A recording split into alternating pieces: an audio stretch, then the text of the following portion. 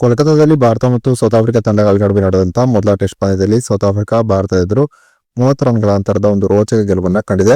ಒಂದು ಹಂತದಲ್ಲಿ ಭಾರತ ಸೌತ್ ಆಫ್ರಿಕಾದ ಎದುರು ನಡೆಯುತ್ತಿರುವಂತಹ ಮೊದಲ ಟೆಸ್ಟ್ ಪಂದ್ಯವನ್ನ ಸುಲಭವಾಗಿ ಗೆದ್ದುಕೊಳ್ಳುತ್ತದೆ ಎಂಬ ನಿರೀಕ್ಷೆಯಲ್ಲಿ ಟೀಮ್ ಇಂಡಿಯಾದ ಅಭಿಮಾನಿಗಳಿದ್ದರು. ಆದರೆ ಮೂರನೇ ದಿನದಾಟದಲ್ಲಿ ನಡೆದಂತಹ ನಾಟಕೀಯ ಬೆಳವಣಿಗೆಯಿಂದಾಗಿ ಟೀಮ್ ಇಂಡಿಯಾ ಸೌತ್ ಆಫ್ರಿಕಾದ ಎದುರು ಮೊದಲ ಟೆಸ್ಟ್ ಪಂದ್ಯವನ್ನ 30 ರನ್ಗಳ ಅಂತರದಲ್ಲಿ ಸೋತಿತು ಅಂತಾನೆ ಹೇಳಬಹುದಾಗಿದೆ. ಹಾಗಾದ್ರೆ ಭಾರತ ಮತ್ತು ಸೌತ್ ಆಫ್ರಿಕಾ ತಂಡಗಳ ನಡುವೆ ನಡೆದಂತಹ ಮೊದಲ ಟೆಸ್ಟ್ ಪಂದ್ಯ ಹೇಗಿತ್ತು, ಮೊದಲ ಟೆಸ್ಟ್ ಪಂದ್ಯದಲ್ಲಿ ಟೀಮ್ ಇಂಡಿಯಾ ಸೋಲಲು ಕಾರಣವಾದಂತಹ ಆಟಗಾರರು ಯಾರ್ಯಾರು ಎಂಬುದರ ಡೀಟೇಲ್ಸ್ ಅನ್ನ ಈ ವಿಡಿಯೋದಲ್ಲಿ ನಾವು ನಿಮ್ಮ ಜೊತೆ ಶೇರ್ ಮಾಡಲಿದ್ದೇವೆ. ಈ ಸುದ್ದಿಯ ಡೀಟೇಲ್ಸ್ ಅನ್ನ ಕೊಡುವುದಕ್ಕಿಂತ ಮುಂಚೆ ನೀವು ಟೀಮ್ ಇಂಡಿಯಾದ ಅಭಿಮಾನಿಗಳಾಗಿದ್ದಲ್ಲಿ ವಿಡಿಯೋಕ್ಕೊಂದು ಲೈಕ್ ಮಾಡಿ. ಹಾಗೆಯೇ ಟೀಮ್ ಇಂಡಿಯಾ ಎರಡನೇ ಟೆಸ್ಟ್ ನಲ್ಲಾದರೂ ಸೌತ್ ಆಫ್ರಿಕಾ ತಂಡವನ್ನು ಸೋಲಿಸುತ್ತದೆ ಅಂತ ನಿಮ್ಗೆ ಅನಿಸುತ್ತದೆಯೋ ಅಥವಾ ಇಲ್ಲವೇ ಎಂಬ ನಿಮ್ಮ ಅನಿಸಿಕೆಯನ್ನ ತಪ್ಪದೇ ಕಮೆಂಟ್ ಬಾಕ್ಸ್ ಅಲ್ಲಿ ತಿಳಿಸಿ. ಕೂಡ ಕೋಲ್ಕತಾದಲ್ಲಿ ಭಾರತ ಮತ್ತು ಸೌತ್ ಆಫ್ರಿಕಾ ತಂಡಗಳ ನಡುವೆ ನಡೆದಂತಹ ಮೊದಲ ಟೆಸ್ಟ್ ಪಂದ್ಯದಲ್ಲಿ ಟಾಸ್ ಅನ್ನ ಗೆದ್ದಂತಹ ಸೌತ್ ಆಫ್ರಿಕಾ ಮೊದಲು ಬ್ಯಾಟಿಂಗ್ ಮಾಡುವ ನಿರ್ಧಾರವನ್ನ ಕೈಗೊಂಡು ಮೊದಲ ಇನ್ನಿಂಗ್ಸ್ ಅಲ್ಲಿ 159 ರನ್ಗಳಿಗೆ ಆಲ್ಔಟ್ ಆಯಿತು.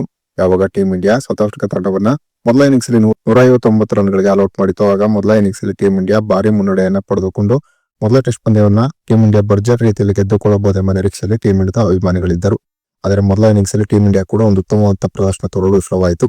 ಟೀಮ್ ಇಂಡಿಯಾ ಸೌತ್ ಆಫ್ರಿಕಾದ ಎದುರು ಮೊದಲ ಇನ್ನಿಂಗ್ಸ್ ಅಲ್ಲಿ 189 ರನ್ಗಳಿಗೆ ಆಲ್ಔಟ್ ಆಯಿತು. ಈ ಮೂಲಕ ಟೀಮ್ ಇಂಡಿಯಾ ಮೊದಲ ಇನ್ನಿಂಗ್ಸ್ ಅಲ್ಲಿ ಸೌತ್ ಆಫ್ರಿಕಾದ ಎದುರು 30 ರನ್ಗಳ ಮುನ್ನಡೆಯನ್ನು ಮಾತ್ರ ಪಡೆಯಿತು. ಇನ್ನು ಎರಡನೇ ಇನ್ನಿಂಗ್ಸ್ ಅಲ್ಲಿ ಸೌತ್ ಆಫ್ರಿಕಾ ತಂಡ 153 ರನ್ಗಳಿಗೆ ಆಲ್ಔಟ್ ಆಯಿತು. ಸೌತ್ ಆಫ್ರಿಕಾ ತಂಡದ ಪರವಾಗಿ ಎರಡನೇ ಇನ್ನಿಂಗ್ಸ್ ಅಲ್ಲಿ ನಿಜಕ್ಕೂ ಕೂಡ ಸೌತ್ ಆಫ್ರಿಕಾ ತಂಡದ ನಾಯಕ ಟೆಂಬಾ ಬೌಮಾ ಒಂದು ಅದ್ಭುತವಾದಂತಹ ಪ್ರದರ್ಶನ ತೋರಿದರು. 136 ಎಸೆತಗಳನ್ನು ಎದುರಿಸಿದಂತಹ ಟೆಂಬಾ ಬೌಮಾ ಅಜೇಯ 55 ರನ್ಗಳನ್ನ ಹೊಡೆದರು. ಟೆಂಬಾ ಬೌಮಾ ಮಾಡಿದಂತಹ ಒಂದು ಅದ್ಭುತ ಇನ್ನಿಂಗ್ಸ್ ಕಾರಣದಿಂದಾಗಿ ಸೌತ್ ಆಫ್ರಿಕಾ ತಂಡ ಈ ಪಂದ್ಯದಲ್ಲಿ 153 ರನ್ಗಳನ್ನ ಹೊಡೆಯಿತು. ಇನ್ನು ಎರಡನೇ ಇನ್ನಿಂಗ್ಸ್ ಅಲ್ಲಿ ಟೀಮ್ ಇಂಡಿಯಾದ ಪರವಾಗಿ ರವೀಂದ್ರ ಜಡೇಜಾ 4 ವಿಕೆಟ್ ಅನ್ನ ಪಡೆದುಕೊಂಡರೆ ಕುಲ್ದೀಪ್ ಯಾದವ್ ಮತ್ತು ಮೊಹಮ್ಮದ್ ಸಿರಾಜ್ ತಲಾ 2 ವಿಕೆಟ್ ಗಳನ್ನ ಪಡೆದುಕೊಂಡರು. ಇನ್ನು ಗೆಲುವಿಗಾಗಿ 123 ರನ್ಗಳ ಗುರಿಯನ್ನು ಪಡೆದಂತ ಟೀಮ್ ಇಂಡಿಯಾ ಈ ಗುರಿಯನ್ನ ಸುಲಭವಾಗಿ ಚೇಸ್ ಮಾಡುತ್ತದೆ ಎಂಬ ನಿರೀಕ್ಷೆಯಲ್ಲಿ ಟೀಮ್ ಇಂಡಿಯಾದ ಅಭಿಮಾನಿಗಳಿದ್ದರು. ಆದರೆ ಟೀಮ್ ಇಂಡಿಯಾ ಎರಡನೇ ಇನ್ನಿಂಗ್ಸ್ ಅಲ್ಲೂ ಕೂಡ ಒಂದು ಉತ್ತಮವಾದ ಬ್ಯಾಟಿಂಗ್ ಪ್ರದರ್ಶನವನ್ನು ತೋರಲು ವಿಫಲವಾಯಿತು. ಅದರಲ್ಲೂ ಟೀಮ್ ಇಂಡಿಯಾದ ಆರಂಭಿಕ ಬ್ಯಾಟ್ಸ್ಮನ್ ಗಳಾಗಿ ಕಣಕ್ಕಿಳಿದಂತ ಯಶಸ್ವಿ ಜೈಸ್ವಾಲ್ ಮತ್ತು ಕೆಎಲ್ ರಾಹುಲ್ ಅಲ್ಪ ಮೊತ್ತಕ್ಕೆ ಔಟ್ ಆದರು. ಯಶಸ್ವಿ ಜೈಸ್ವಾಲ್ ಈ ಪಂದ್ಯದಲ್ಲಿ ಡಕ್ಔಟ್ ಆದರೆ ಕೆಎಲ್ ರಾಹುಲ್ 1 ರನ್ ಅನ್ನು ಮಾತ್ರ ಹೊಡೆದರು. ಇನ್ನು 4ನೇ ಕ್ರಮಾಂಕದಲ್ಲಿ ಬ್ಯಾಟಿಂಗ್ ಮಾಡಲು ಬಂದಂತಹ ಧ್ರುವ್ ಜುರೇಲ್ 13 ರನ್ಗಳನ್ನ ಹೊಡೆದರೆ ಶುಭನ್ ಗಿಲ್ ಅನುಪಸ್ಥಿತಿಯಲ್ಲಿ ಟೀಮ್ ಇಂಡಿಯಾದ ನಾಯಕತ್ವದ ಜವಾಬ್ದಾರಿಯನ್ನು ಹೊತ್ತಿದ್ದಂತಹ ರಿಷಬ್ ಪಂತ್ ಕೇವಲ 2 ರನ್ ಅನ್ನು ಹೊಡೆದು ಔಟ್ ಆಗಿ ಹೊರನಡೆದರು.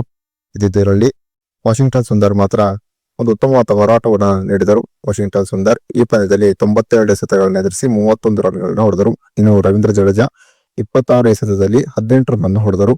ಇನ್ನು ಕಡೆಯಲ್ಲಿ ಅಕ್ಷರ್ ಪಟೇಲ್ ಸ್ಫೋಟಕವಾಗಿ ಬ್ಯಾಟಿಂಗ್ ಪ್ರದರ್ಶನ ತೋರಲು ಪ್ರಯತ್ನ ಪಟ್ಟರು ಕೂಡ ಟೀಮ್ ಇಂಡಿಯಾ ಮೊದಲ ಟೆಸ್ಟ್ ನಲ್ಲಿ ಸೌತ್ ಆಫ್ರಿಕಾದ ಎದುರು 30 ರನ್ಗಳ ಅಂತರದ ಸೋಲನ್ನ ಕಂಡಿತು ಅಂತಾನೆ ಹೇಳಬಹುದಾಗಿದೆ. ಮೊದಲ ಟೆಸ್ಟ್ ನಲ್ಲಿ ಟೀಮ್ ಇಂಡಿಯಾ ಸೋಲಲು ಪ್ರಮುಖ ಕಾರಣ ಯಾರೆಂದ್ರೆ ಅದು ಕೆಎಲ್ ರಾಹುಲ್, ಯಶಸ್ವಿ ಜೈಸ್ವಾಲ್ ಮತ್ತು ರಿಷಬ್ ಪಂತ್ ಅಂತ ಹೇಳಬಹುದಾಗಿದೆ. ಈ 3 ಜನರು ಕೂಡ ಜವಾಬ್ದಾರಿಗೆ ತಕ್ಕಂತ ಒಂದು ಉತ್ತಮವಾದ ಪ್ರದರ್ಶನ ತೋರಲಿಲ್ಲ.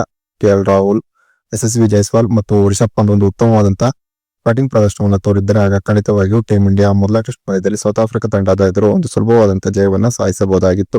ಇನ್ನು ಸೌತ್ ಆಫ್ರಿಕಾ ತಂಡದ ನಾಯಕ ಟೆಂಬಾ ಬೌಮಾ ಕೂಡ ಎರಡನೇ ಇನ್ನಿಂಗ್ಸ್ ಅಲ್ಲಿ ಒಂದು ಉತ್ತಮವಾದ ಬ್ಯಾಟಿಂಗ್ ಪ್ರದರ್ಶನವನ್ನು ತೋರುವುದರ ಮೂಲಕ ಟೀಮ್ ಇಂಡಿಯಾದ ಪಾಲಿಗೆ ಮೊದಲ ಟೆಸ್ಟ್ ನಲ್ಲಿ ವಿಲನ್ ಆಗಿ ಹೊರಹೊಮ್ಮಿದರು ಅಂತಾನೆ ಹೇಳಬಹುದಾಗಿದೆ. ಇನ್ನು ನಿಮ್ಮ ಪ್ರಕಾರ ಮೊದಲ ಟೆಸ್ಟ್ ನಲ್ಲಿ ಟೀಮ್ ಇಂಡಿಯಾ ಸೋಲಲು ಕಾರಣವಾದಂತಹ ಅಂಶಗಳು ಯಾವುದೇ ಎಂಬ ನಿಮ್ಮ ಅನಿಸಿಕೆಯನ್ನ ತಪ್ಪದೇ ಕಮೆಂಟ್ ಬಾಕ್ಸ್ ಅಲ್ಲಿ ತಿಳಿಸಿ.